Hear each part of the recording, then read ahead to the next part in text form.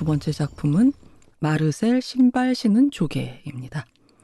지난 오스카 때 장편 애니메이션 후보 중에 이 제목을 기억하시는 분도 있을 거예요. 역시 넷플릭스에서 보실 수 있고요. 이 영화는 90분 정도, 그리고 스톱모션 애니메이션입니다. 그리고 제작사가 A24입니다. 딘 플라이셔 캠프 감독이 연출을 했고 영화 속에도 등장을 해요. 그리고 이 주인공 마르셀 조개 소년의 목소리 연기는 코미디언인 제니 슬레이트가 했어요. 제니 슬레이트는 목소리 연기 좀 많이 하는데 주토피아라든가 마이 펫의 이중생활 이런 영화에 나왔었고, 여러분이 제일 기억하기 쉬운 역할은 Everything Everywhere All at Once, 그 영화에서 왜 푸들이었나요? 이렇게 강아지랑 같이 나왔던 여자 손님 있었잖아요. 그리고 막 강아지 목줄 빙빙 돌리고 막, 근데 이제 자세히 보면은 약간 인형티가 나고 그런, 기억나시죠? 그 배우입니다. 그리고 이제 이 마르셀은 할머니랑 같이 살고 제일 중요한 조연이 할머니인데, 할머니 역할을 이사벨라 로셀리니가 목소리 연기를 했고 굉장히 좋은 연기를 보여줍니다. 원래 단편에서 시작을 했어요. 2010년도에 3분짜리 단편을 딘 플라이셔 감독이 유튜브에, 이게 이제 영화 내용하고도 같은데 유튜브에 이제 올렸다가 인기를 모아서 단편 수가 늘어나고 책이 출판되고, 그러다가 이제 드디어 장편 애니메이션으로 만들어져서 호평받고 오스카 후보까지 온 그런, 마르셀이 신발 신고 참 오래 걸어왔네요. 그리고 이 정말로 이 조개 캐릭터예요. 근데 우리가 생각해 보면 보통 포유류, 뭐 눈, 코, 입, 팔다리가 있고 이런 거를 이제 의인화된 애니메이션 캐릭터로 많이 쓰게 되는데, 물론 뭐 니모를 찾아서 보면은 어류가 캐릭터가 되기도 했지만 페류를 어떻게 캐릭터로 할 것인가, 그게 궁금해지긴 하는데, 보면은 이 마르셀과 그 가족들은 뭔가 우리가 이렇게 조갑이 주울 때 모래사장에 있는 그 딱 닫힌 그 양쪽 껍질로 된 그런 조개가 아니고요. 그렇다고 뭐 민달팽이 같이 그냥 살만 이렇게 보이는 그런 거 아니고 반이에요. 그러니까 이것도 되게 어울려요, 캐릭터랑. 그러니까 호기심이 많아요, 마르셀이. 근데 이렇게 몸이 껍질도 지고 다니지만 반쯤 노출이 돼 있고 거기에 커다란 눈 하나가 굉장히 세상에 많은 것들을 이제 관찰을 하고 있어요. 그리고 이게 자꾸 Everything Everywhere All at Once가 생각나는 게, 그 영화의 구글리 아이, 그래가지고 왜 이렇게 붙여놓으면 이렇게 눈동자가 흔들리는 장난감이 나왔었잖아요. 근데 이 마르셀 눈이 좀 그 구글리 아이하고 비슷하기도 하고, 저는 이 영화 보기 전에도 제목에 폰트 있잖아요. 마르셀이라고 이렇게 쓰는 그 디자인이 진짜 예쁘다고 생각을 했었거든요. 보시면 아는데 약간 지렁이가 기어가는 것 같은 마르셀 이렇게 써 있는데, 이게 이 극 중에 조개 친구가 걸어 다니는 자국 같은 약간 그런 느낌 줍니다. 처음 영화가 시작하면은 우리는 이 연두색 테니스 공이 집안에서 중력이 그렇게 작용하지 않을 것 같은데 혼자 절로 움직이는 걸 보게 되거든요. 그래서 뭐지? 조개가 주인공인데 왜 공이 움직이지? 생각하는데 알고 보면 이 테니스 공이 마르셀의 자가용입니다. 그 싱싱이라고 부르는데, 테니스 공에 칼집을 내서 이제 그 안에 들어가면, 조개는 사실 빨리 움직이기 힘들잖아요. 그러니까 얘를 통해서 좀 집안에서 빨리 움직이는 카트처럼 쓰고 있는 거죠. 이렇게 보시다시피 굉장히 창의력이 있고 예술적 재능과 더불어 약간 이과적 재능이 있는 마르셀입니다. 마르셀이 있는 집은 인간의 집인데, 한때 커플이 살다가 다투고 집이 비어버린 거예요. 그리고 그 집은 중개인에 의해서 에어비앤비 집이 된 거예요. 근데 이 영화는 여기를 거쳐간 투숙객들은 이 마르셀의 존재를 몰랐어요. 2.5cm, 1인치거든요. 마르셀의 크기가. 그러니까 사실 뭐 며칠 묵고 가는 입장에서는 아주 뭐 관심을 갖지 않으면 보기 힘든 건데, 이 마르셀을 발견하는 사람이 바로 이 영화의 감독 딘입니다. 그래서 딘이 자기의 반려견인 아서랑 같이 여기에 묵다가 마르셀을 만나게 되고, 그리고 매력을 느끼고 그러면서 마르셀에 관한 다큐멘터리를 찍기 시작하는 거예요. 그래서 이 마르셀 신발 신은 조개는 우화 문법이 아니고요. 동물이 주인공이지만 우리가 잘 아는 다큐멘터리 문법 있잖아요. 인터뷰 나오고 뭐 나레이션 나오고 그다음에 실사, 오브제들, 그러니까 실제로 있는 물건들을 조금씩 움직여서 마르셀이랑 같이 이제 스톱모션 애니메이션을 형성하도록 연출하고 있어요. 근데 이 마르셀은 또 굉장히 말도 잘 하거든요. 그래서 이 딘하고의 대화라든가 이제 그런 것들로 시작을 하는데, 이제 딘은 계속 질문을 안 하려 그래요. 왜냐하면 이 사람의 감독으로서의 신념이 뭐냐면 피사체가 되는 인물한테 개입하지 않는다라는 철학을 갖고 있기 때문이죠. 근데 우리가 아무튼 이 동영상을 통해서 알게 되는 거는 마르셀과 마르셀의 할머니는 사람들이 있을 때는 그냥 사람들이 흘린 것들을 먹고 살면 됐었는데, 원래 주인 커플이 헤어져서 집이 빈 다음부터는 자급자족을 해야 되게 된 거예요.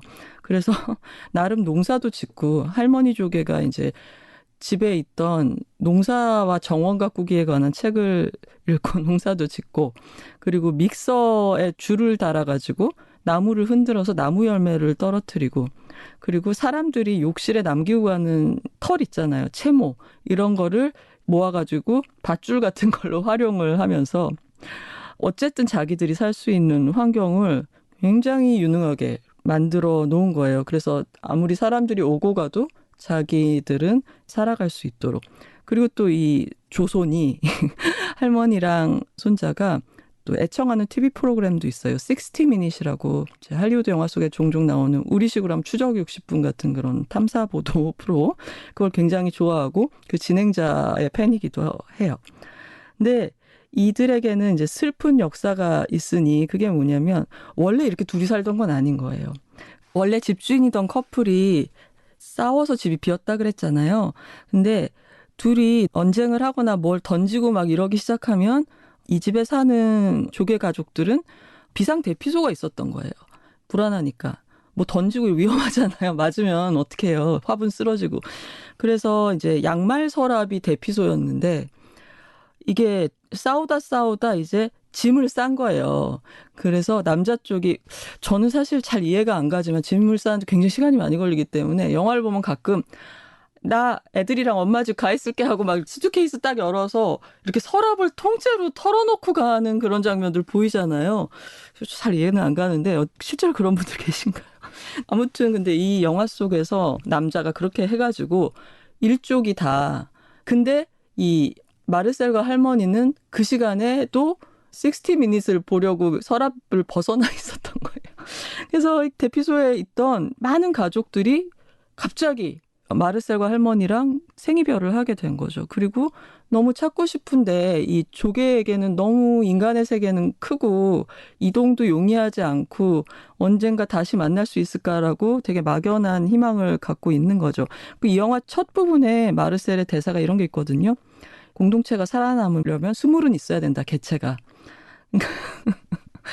그러니까 20 정도는 돼야지 북적북적하면서 공동체로서 이어지는데, 지금은 할머니랑 둘만 남은 거, 할머니는 계속 연로하고 계신 거죠. 근데 이제 딘이 아까 제가 유튜브에 올렸다 그랬잖아요. 마르셀 찍은 걸. 근데 이게 왜 아니겠어요? 바이럴이 되는 겁니다. 그리고 네티즌 수사대라 그러나 올린 그 배경이나 뭐 이런 걸 막 맞춰가지고 이 집이 어디라는 거를 사람들이 찾아내요. 그리고 사람들이 몰려오기 시작하는 거예요. 와서 막 셀피 막대기 그런 거 들고 와가지고 뭐 인스타그램 사진도 찍고 막 동영상도 찍고 들여다보고, 그래서 굉장히 소란스러워지고, 그래서 할머니가 병이 드시게 돼요. 아프게 돼요. 근데 재밌는 건 이렇게 사람이 많이 오는데 마르셀이 분명히 필요가 있고 원하는 게 있는데 도움은 전혀 주지 않아요. 그냥 구경꾼이지 도움 줄 사람들이 아닌 거예요. 그래서 이제 마르셀이 안 되겠다. 역시 자조의 길밖에 없다 그러면서 이제 어느 날 짐 싸서 딘의 도움을 얻어서 약간 차를 타고 사라진 남자 주인의 차를 찾겠다고 나가기도 하는 그런 약간의, 꼭 이 집 실내에서만 있는 시퀀스만으로 구성된 건 아니라는 거죠. 그러다가 이제 중요한 이야기상의 고비가 뭐냐면 바로 그 애청 프로그램 60미닛에서도 마르셀의 존재를 알게 되고 인터뷰를 요청하게 됩니다. 집에 찾아와서 찍겠다고. 근데 이제 마르셀은 할머님이 자기 영상 때문에 편찮으시게 된 이후로 굉장히 반성을 하고 영상 좀 내려달라고 딘한테 부탁을 하고 그랬었거든요. 그래서 이게 사실은 큰 기회잖아요. 가족을 찾을 수 있는 전국구의 인기 방송인 거고 그걸 가족들이 볼 수도 있는 거고 뭐 그래서 큰 기회인데 할머니가 더 약해지실까 봐 거절을 해요. 근데 할머니는 손자에게 가능성을 더 열어주고 싶어서 몸이 점점 안 좋아지시는데도 막 이렇게 음식도 몰래 버리고 다 먹었다 그러고 막 얼굴에 크레파스 발라서 홍조 띄게 하고 막 이러면서 다 나았다고 60미닛 부르자고 막 이렇게 얘기를 하게 됩니다. 뭐 너무 끝까지 말씀드리는 거는 스포일러가 될 것 같고요. 뭐 이미 많은 스포일러 제가 말씀을 드렸죠. 막 재밌는 건 할머니는 타지 출신이래요. 어디 출신이요? 차고 출신이시래요. 그래서 되게 웃긴 게 먼지를 보면은 되게 향수에 잠기세요. 고향에 온 기분이 들었다. 이런 식의 약간 은근한 그리고 같이 웃게 되는데 약간 시간이 걸리는 유머 감각이 굉장히 개성이 있어요. 그 왜 애니메이션이 점점 빨라지잖아요. 사실 이게 좀 대세인 것 같아요. 스파이더맨 인투 더 유니버스 때부터 이제는 이게 적당한 속도를 해야지 사람들이 알아듣지 않을까? 이런 고민 안 하고 그냥 굉장히 키네틱하게 막 쏟아붓고 이제 유머의 빈도도 굉장히 높아지고 그 조크의 속도도 되게 빨라지는 게 대세인데 이 마르셀은 거기에 이제 완전히 역행을 하는 그런 그렇죠. 조개니까 당연히 스멀스멀 움직이고 그리고 이동을 용이하게 하기 위해서 꿀을 밟고 이렇게 벽을 타요. 세로로 움직이려고 그래야 되니까. 그래서 영차, 영차 이렇게 발자국을 찍으면서 이렇게 움직이는데 뭐 그런 식의 이 영화의 재미를 그럼 살짝 보자면 일단 이 세계에서 작고 약한 존재들의 생존법을 되게 아기자기하게 보여줍니다. 그리고 마르셀이 이렇게 말하거든요. 나는 생존이 아니라 좋은 삶을 살고 싶어. 그냥 살아남는 게 아니라 나의 생활을 좋게 만들고 싶어. 그래서 마르셀이 하는 게 뭐죠? 도구를 이용해서 살아남는 거죠. 인간들의 도구를 활용을 해서. 그래서 뭐 거기에 작은 시각적 유머들이 정말 많아요. 이게 마르셀의 몸의 특징상 꽤 정확하게 액정을 터치할 수가 있어요. 이렇게 살처럼 이렇게 딱딱 달 수가 있으니까 전화도 걸 수 있고 뭐 타자도 칠 수 있고 약간 그런 게 좀 재밌고요. 뭐 돋보기로 팝콘을 튀긴다거나 뭐 이런 장면도 굉장히 재밌는 게 있고 여러분 샴페인 코르크 붙잡고 있는 그 철사 있잖아요. 근데 그거를 약간 산발이 이 테이블 같이 써서 할머니가 보행기처럼 쓰신다거나. 근데 그러고 보니까 이거 쓸모 있겠네 하는 생각이 들더라고요. 그것들을 보면서 이렇게 미소 짓는 재미가 있어요. 가령 우리 예전에 지브리의 마루미 다리에티라고 소인족에 관한 애니메이션 있었잖아요. 거기도 보면 인간의 비누값을 갖다가 뭐 욕조로 쓴다거나 이렇게 굉장히 귀여운 설정들이 있었죠. 그래서 이것들을 보면 재밌고 가령 뭐 돌아가는 턴테이블의 LP판을 스케이트장으로 쓰기도 하고 음악을 굉장히 좋아해요. 마르셀은 약간 이제 무대 체질인 것 같은데 그런 것들이라든가. 그리고 일단 이 캐릭터 디자인 제가 아까도 말씀을 드렸지만 잘 보면 전 그런 생각이 들더라고요. 안토니오 가우디가 빔 프로젝터를 디자인하면 이렇게 생기지 않았을까. 하나의 큰 눈이 있고 가로로 이렇게 길고 근데 곡선으로 이루어져 있고 최소한의 그런 이목구비와 수족을 가지고 어떤 감정이나 움직임 같은 거를 표현을 한 거죠. 그러니까 이게 스톱모션 애니 중에서도 동선이 길지가 않고 움직임이 미세하다고 생각하시면 돼요.